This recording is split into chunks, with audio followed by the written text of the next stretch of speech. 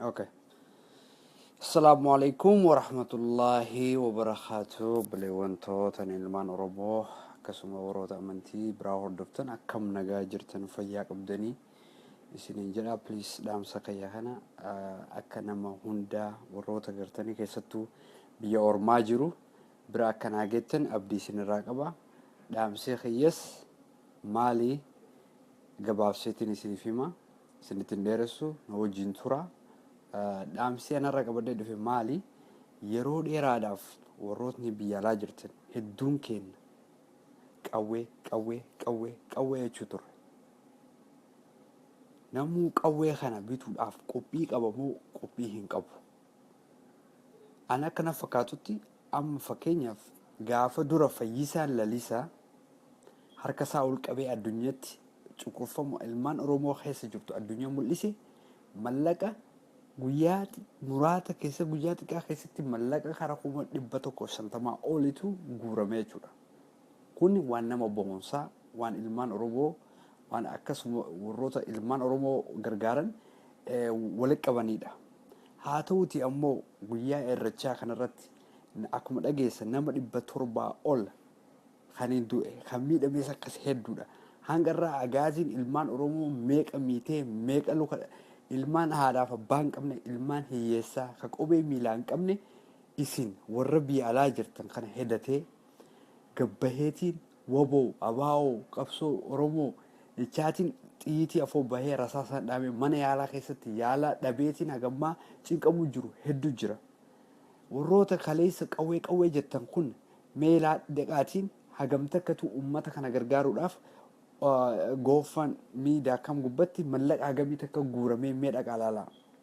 Namni hagammaa mallaqa kenne amma laaleetiin gubbahee nama 170 qofa. Mallaqni walitti qabameef karaa 18,000ti. 18,000 qofa hagammaa walitti qabamee jechuudha. Ilmaan Oromoo rasaasa afoo dhaabbattee rasaasa wayyaanee afoo dhaabbattee qawweedhaan dhahamtee mana yaalaa dhabdeetiin walii gad deemaa akkasii ganda keessa namni gargaaraa fira hin qabne meeqatu jira kadhaamee miidhamee jiru. Uummata miskiina waa hin qabne sana harka qullaa gabrummaa keessaa nu baasuudhaaf gabrummaa keessaa ilmaan Oromoo baasuudhaaf rasaasa afoo dhaabbatan bira dhaabbatu hafuun keenya hedduu waan qaanyii waan nama saalfachiisu. Yaa Oromoo please warroota biyya alaa jirtan gartanii rabbiin qabaataa isin godhee isinuu nama gargaaru. Isinuu nama gargaaru rakkina san keessa isin baasee biyya tana fidee isinuu nama gargaaru isin godhee har'a gabbaatanii waa'ee qabsoo haasottan. Oromoon qawwee bituu qaba. Oromoon akkana ta'uu qaba jechaatiin hiriira baatan. Hundi keessanuu mallaqa akka baastan kun isin gaafataa jiru. Kun dirqama ilmaan Oromoo nuti warra biyya alaa jiru irratti waan kaa'amuu qabu takka. Maaliif isaan lubbuu isaanii kennu jiranii nuti kiisha keenya seennee doolaara 100 baasuu mee maaltu nu ulfaate? Mana nyaataa tokko deemtee doolaara 20 nyaata guyyaa 3 keessatti mallaqa 100 san kan ilmaan Oromoo meeqa gargaaruu danda'u guyyaa 2 keessa nama fixu. Qobee takka irratti mallaqa gasii baasuu jira. Garuu akkamitti maaliif bakka tanatti duubatti harkifanne? Hamilee ta'uufii qabna nuti uummata kanaaf. Uummata dhahamee ciisu kanaaf hamilee taane yoo nuti cinaa dhaabbanne eega fayya booda ammallee ol ka'ee mirga isaatiif falmata. Yoo ammoo nuti uummata kana bira dhaabbachuu dhabnee ijoollee akkanatti lubbuu isaanii wareegamaa diinaaf dhaabbatanii loluu jiran kana gargaaruu baannee kiisha keenya mallaqa keenya jaalannee yoo kiisha keenya kennee ta'e nu taate isaanis abdii murataniif duuba deebi'an. Uummanni biyya alaa numa kakkaasu jira malee nu gargaaraa hin jiru. Kanaafuu Oromoo qophiidhaa nuti dhugumatti qophiidhaa qawwee bituudhaaf. Yoo uummata miskiina ka qawween dhaamee ciisu hin gargaarre qawwee akkamitti bituu dandeenya? Akkamitti qawween takka doolaara 1,500 qawween takkattiin kilaashni jechuudha. Akkasuma xiyyiitiin isii meeqa? Xiyyiitii hagamta akka fayyadamuu qabda. Kanaaf nuti qophiidha dhugumatti mee of gaafadhaa qophiidha nuti ka ilmaan Oromoo goofan miidiyaa kam gubbatti kaniin godhani 100 gahuu qabna jedhanii yaada godhanii kaa'an.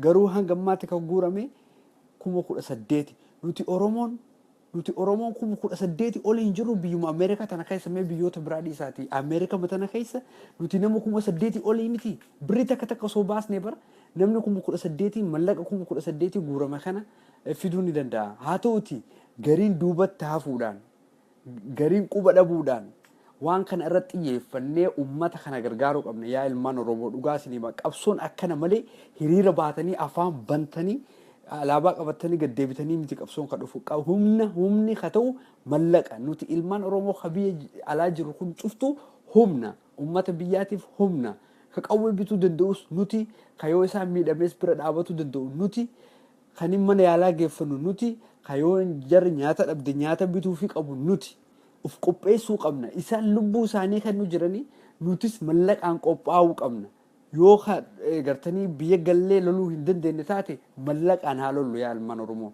mallaqaan haa lollu hundi keessanuu kiisha keessan baasa at least viidiyoo dhuftanii laayikii tuquu fi kana miti dubbiin sheer godhuu miti mallaqa baasa amma nama 79 ilaaluu jira namni 70 nama 80 seentan namni 80 ilaaluu jiru kun amma osoo deemee dhibba guute 80 ta'a 80 yeroo kana keessa guuruu hin dandeenye so kanaafuu please dhaqaatiin gofundme.com Jawaaris post godheera nama hedduu post godheera page kiyyas ni jira dhaqa at least haguma qabdu hin qaanfatin yoo mallaqa xiqqaa kennu jira ummata na argate maqaa kee dhossuun dandeessa $20 $5 illee ta'u $10 illee $3 takka maan taane please wali buusa yaa ilmaan Oromoo ummata kana haa gargaaru abdii haa taanuu fi internet biyyarraa citeera ilmaan Oromoo kana wajjaan kukkutu jiranii bakka hunda nama karaarra deemuu hin dandeenye namni bishaanuma dhuguu kana amanee dhuguu dadhabee ummata kaanii bishaan marziitti naqan jedhanii ummata sodaachisu jiran Oromoo yeroon kun yeroo gartanii nuti wal bira dhaabannee waan qabnu cufaan of kenninee qabsoo kana itti fufnu silaayyuu biyya jiraannee hin lollu biyya ormaati inni ammoo yoo mallaqa soo qabnu ka gabbaanee nagaan dalagannee kara manaa gallu yoo $150 $50 keessa kennaa baasni Oromoodhaa kennuu kada taate akka nama tokkotti sin haasawa yoo Oromoodhaa mallaqa takka baastee kennuu dadhabde yoo dhibba takka biyya Ameerikaa Kanaadaa Europe London Saudi Arabia biyya kana keessa jiraatte yoo dhibba takka baastee kennuu sin dhibe dhugumatti isin Oromummaaf quuqqummaa takkayyuu hin qabdan maaliif jarri isin hedatanii waraana afuu dhaabbatanii lubbuun isaanii ka wareegame ka hafe ammoo nuti gartanii ka hafe nuti haga inni dandamatee insha Allah bilisummaa ijaan argu akkasitti isa kaa'uu qabna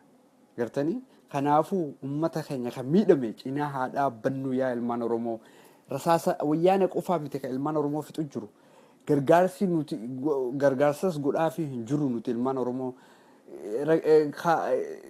iitiin takka dhooftee kanii yaalamuu danda'amu yaala dhabuudhaan lubbuun isaa dabruu jirti lubbuun nama takkaa Oromoo yaa lammiitoo lubbuun nama takkaa hedduu qaaliidha lubbuu tana rabbitu uume rabbii qofa deebisuu danda'a soo garuu osoo chaansii qabnu yeroo chaansii qabnu kanatti mee bira haa dhaabbannu akkasuma dhaamsii lammataan qabu beektota Oromoo doktortoota Oromoo kan biyya ormaa keessa jirtan yoo dandeessan gargaarsa adda addaa karaa kiniinaan ta'uus meeshaa mana yaalaa ta'uus akkamitti akka biyya kanarraa biyyatti galchan akkamitti karaa kamiin ummata gargaaruu danda'an karaa ummata adiitiin itti fayyadamaatiin qorichas ta'u waan ta'u akka karaa biyyaa seenu biyya kamirraa biyya san seenuu danda'a qorichi kun akkamitti gatii akkamittiin doonashina ummanni adiin kun warroota charchiillee dhaqaa gaafa dha'uu dandeessan qoricha ummata kanatti yaalamuu danda'u akkamitti argamuu danda'a haa yaalannu qabsoota